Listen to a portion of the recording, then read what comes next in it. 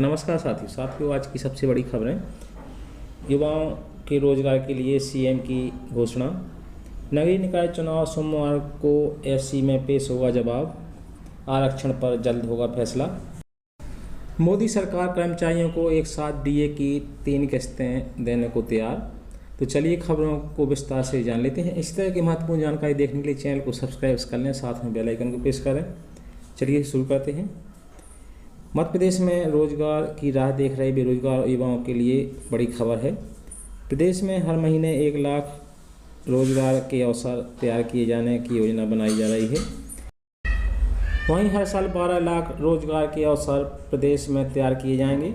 यह बात मुख्यमंत्री शिवराज सिंह चौहान ने भोपाल में कार्यक्रम के शुभारंभ में कही है।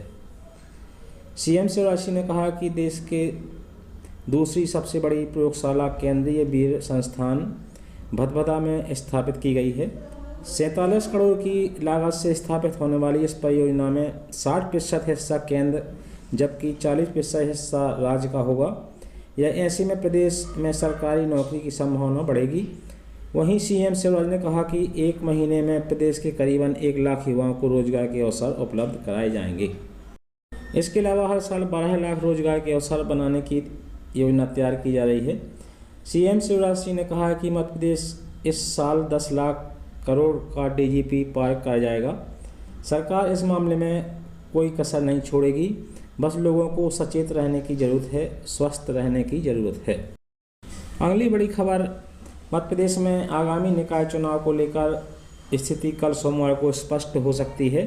दरअसल नगरीय निकाय आरक्षण को लेकर ग्वालियर हाई कोर्ट में सोमवार को सुनवाई होगी। यहाँ इस मामले में नगरीय प्रशासन एवं आवास विभाग को जवाब प्रस्तुत करना होगा। वहीं हाई कोर्ट की सुनवाई के बाद प्रदेश में नगरीय निकाय चुनाव को लेकर स्थिति स्पष्ट हो जाएगी। बता दें कि नगरीय निकाय आरक्षण के लिए सोमवार को सुनवाई होनी है। यहाँ 81 नगर निकाय के आरक्षण में रोटेशन प्रक्रिया को लेकर शिवराज सरकार को जवाब प्रस्तुत करना है।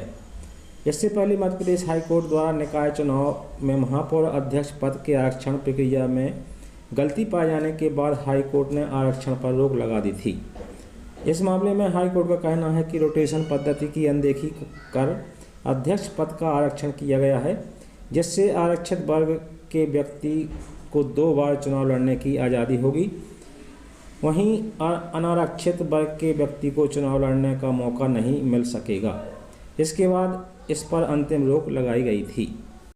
इस मामले में एडवोकेट का कहना था कि अध्यक्ष पद का आरक्षण रोटेशन पद्धति अपनाते हुए किया जाना चाहिए था। ग्वालियर बेंच ने आदेश सुनाते हुए उस स्थिति का हवाला दिया था जहां डबरा नगरपालिका और इंदरगढ़ नगर परिषद के अध्यक्ष पद पर आरक्षण पर रोक लगी थी, जिसकी वजह थी कि दोनों जगह अध्यक्ष का पद एससी वर्ग के लिए लंबे समय से आरक्षित किया जा रहा था। अगली सबसे बड़ी खबर है, केंद्र सरकार द्वारा सरकारी कर्मचारियों को बड़ी राहत मिलने वाली है। माना जा रहा है कि जुलाई महीने से मोदी सरकार कर्मचारियों को डीए बहाल कर सकती है। इतना ही नहीं, उम्मीद जताई जा रही है कि मोदी सरकार कर्मचारियों को एक साथ डीए की 3 किस्तें भी दे सकती है। अगर ऐसा होता है तो सरकार के कर्मचारियों को 7वें सीपीसी के मासिक वेतन में भारी बढ़ोतरी देखने को मिलेगी, जहां 17% डीए बढ़कर 28% हो जाएगा। इतना ही नहीं, इसके अलावा केंद्रीय कर्मचारी डीए, एचआरए, टीए के पात्र हो जाएंगे।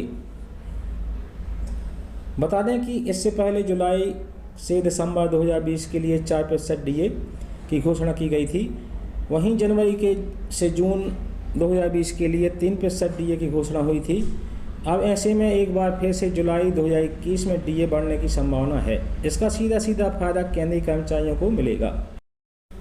इतना ही नहीं, डीए बहाल होने के बाद पीएफ पासबुक बैलेंस में बढ़ोतरी होगी। इससे पहले वित्त मंत्रालय ने आश्वासन दिया कि केंद्र सरकार कर्मचारियों की पेंशन के महंगाई भत्ते की 3 लंबित किस्तों को बहाल करेगी। वित्त मंत्रालय ने कहा है कि कर्मचारियों के लिए महंगाई भत्ते की लंबित किस्त 1 जुलाई में संशोधित दरों में लिया जाएगा। केंद्रीय कर्मचारियों को 17% की वृद्धि के साथ 3 किस्त के साथ दी जा सकती है। वहीं केंद्रीय मंत्रिमंडल ने सरकारी कर्मचारियों के लिए 4% डीए वृद्धि करते हुए 21% करने की मंजूरी दी थी, लेकिन कोरोना की वजह से यह भुगतान नहीं हो सका। अब यह डीए जुलाई माह में दिया जा सकता है। तो साथ ही जानकारी पसंद आई हो वीडियो को लाइक करें, इस संबंध में अपने विचार कमेंट्स में